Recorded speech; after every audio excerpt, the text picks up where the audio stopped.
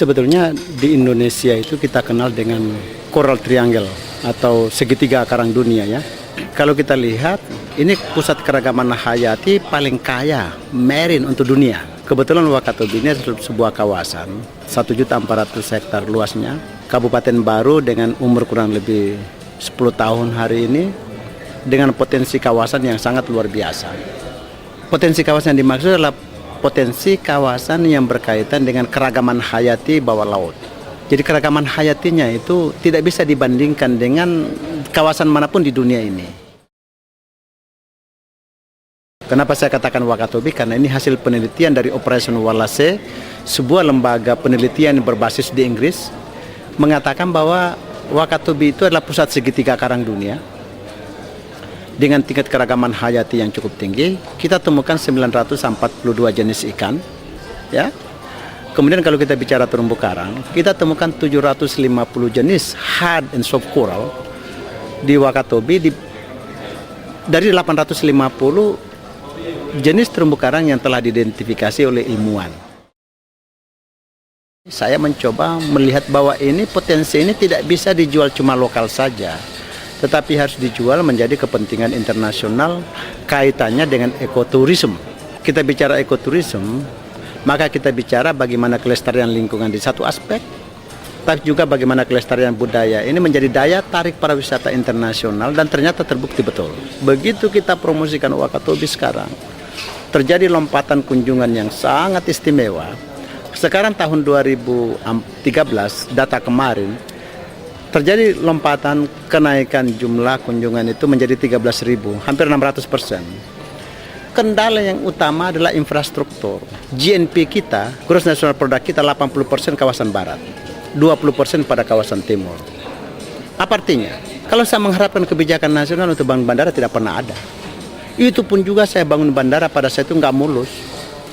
Saya harus bagaimana berjuang meyakinkan pemerintah pusat untuk saya bisa bangun bandara dengan kemampuan APBD saya sendiri loh ya, bukan APBN. Jadi sekarang ini setelah ada bandara, maka kunjungan wisata berkembang. Hambatan yang mendasar sekarang pertama adalah kebijakan pemerintah pusat. Kebijakan pariwisata yang cuma memperbesar Bali adalah sebuah kekeliruan serius. Terlalu banyak kawasan-kawasan esotik di luar Bali, satu. Sehingga promosi itu adalah Bali Beyond. Yang kedua, infrastruktur yang mendorong pariwisata, yang mendorong orang-orang kaya di Jepang, yang mendorong orang-orang kaya di China, mendorong orang-orang kaya di Eropa datang ke tempat pariwisata itu dengan waktu yang tidak lama. Sekarang saya atas challenging lagi, upaya dari saya mendorong penerbangan Garuda dari Bali ke Wakatobi. Ini kan saya yang berstruggling bagaimana menghubungi penerbangan, bagaimana harus mendorong ini, bagaimana itu terjadi, tetapi kebijakan dari pemerintah pusat saya tunggu nggak pernah ada. Jadi kendalanya adalah memang spirit otonomi daerah itu, spirit kita harus fight. Bagaimana kita berjuang dulu, baru kita minta dukungan dari pemerintah pusat. Bukan pemerintah pusat yang merencanakan Indonesia seperti ini, ya lalu kita di pemerintah daerah ini ya kita berharap bahwa semuanya mulus-mulus saja. Tidak, terbalik. Kita justru harus struggling hebat-hebatan, ya baru secara nasional baru bisa terjadi. Saya berharap bahwa pemerintah ke depan ini harus terpetakan Indonesia secara menyeluruh dari Sabang sampai Merauke. Sehingga saya pun berharap bahwa kawasan timur Indonesia cuma 20% dari GNP ya. Dan sekali lagi bahwa kekuatan kawasan timur Indonesia itu adalah ekowisata, pariwisata, menyangkut masalah perikanan kelautan dan juga menyangkut masalah perkebunan. Dan ini harus dibuka dengan pertama adalah pembangunan infrastruktur. Ya, saya menaruh harapan banyak dengan poros maritim ini, karena kan sebetulnya kalau kita bicara Indonesia ini kan 17.502 pulau ini kan kepulauan. Kemudian 70% laut dan cuma 30% daratnya. Jadi kebijakan untuk menghadap ke laut bukan memunggungi laut itu adalah sebuah kebijakan yang menguntungkan Indonesia secara menyeluruh. Dan saya pun sebagai bupati melihatnya bahwa ini peluang untuk kawasan timur Indonesia mulai membenah diri dan mulai membangun diri karena perhatian pemerintah serius untuk membangun kawasan timur Indonesia. Berarti tol laut yang nanti akan mulai diperkenalkan oleh pemerintah nasional sekarang, itu saya berharap bahwa terjadi perimbangan GNP. Kalau boleh kawasan barat 60%, maka kawasan timur 40%. Jadi dengan tol laut ini saya berharap mendinamisasi arus pergerakan barang dari kawasan barat ke timur, yang selama ini dari barat ke timur terus, tapi dari timur ke barat tidak terjadi dinamika yang serius. Barat ke timur, tapi dari timur juga ke barat menjadi seimbang, sehingga proporsi GNP, Gross National Product itu ya seperti tadi itu 60-40 lah. Kalau sampai itu maka Indonesia pasti hebat. Indonesia hebat akan tercapai. Saya pun menyadari bahwa pariwisata ini selalu diuntungkan oleh para investor. Kira-kira 80% saya nggak punya data ya, tapi 70 atau 60 sampai 80% investment di Bali itu miliknya orang luar Bali. Tapi sekarang saya lebih genjot bagaimana investasi lokal. Dan 2 lokal di sana lagi bangun, kemudian homestay. Jadi rakyat membangun rumah-rumah yang asri, yang bisa ditinggali oleh turis, dan itu benar-benar masyarakat jadi pelaku utama.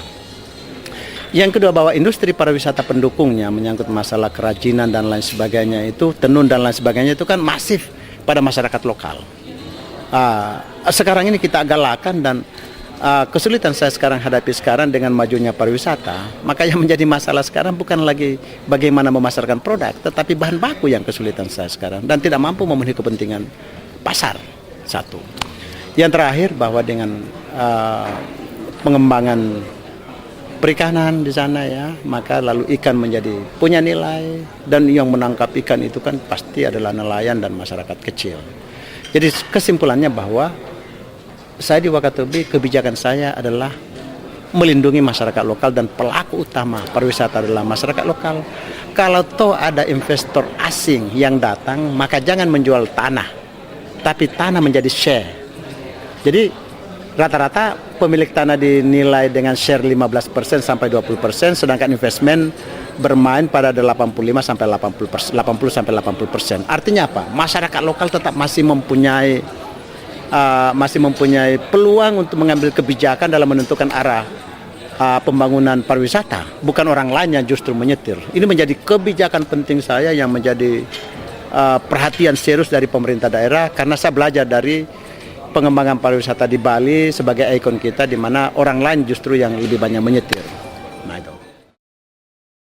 Ya, saya menghimbau kepada teman-teman dari terutama pada kawasan-kawasan eksotik lain yang ingin membangun industri pariwisata, bahwa kalau saya yang utama yang menjadi penting adalah coba dengan kekuatan sendiri, dengan kekuatan APBD sendiri, coba bangun pintu. Pintu menurut saya di kawasan timur Indonesia adalah pintu bandar udara. Karena orang pariwisata tidak ada yang mau menghabiskan waktu di tengah jalan.